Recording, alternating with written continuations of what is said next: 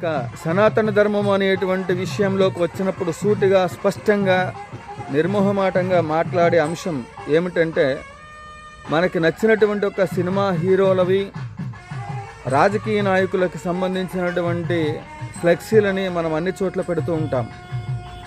సనాతన ధర్మము అనేటువంటి అంశంలో జగద్గురువుల యొక్క విశేషాలేంటి, జగద్గురువుల యొక్క వాళ్ళ యొక్క జన్మదినం ఏమిటి, పీఠాల్లో ఏమేమి కార్యక్రమాలు జరుగుతాయి అనేటువంటిది, ఎన్ని దేవాలయాలు ఉన్నా, ఎంత ఆధ్యాత్మికమైనటువంటి ఒక సేవా కార్యక్రమాలు చేసినా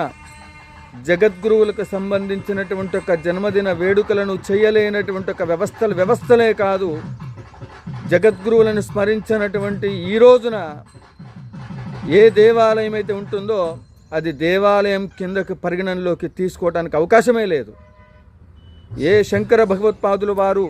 ఈ యొక్క మరి ఆమ్నాయి పీఠాలని మనకు అందించి యావత్ భారతావనిలోనే కాకుండా యావత్ ప్రపంచం మొత్తంలో కూడా ఈ యొక్క శక్తిపీఠాలకు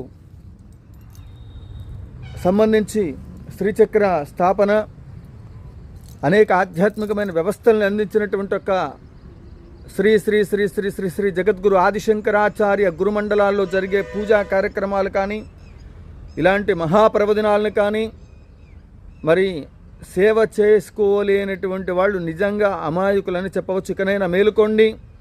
ప్రతి చోట శంకర విజేంద్ర సరస్వతి స్వామి వారి యొక్క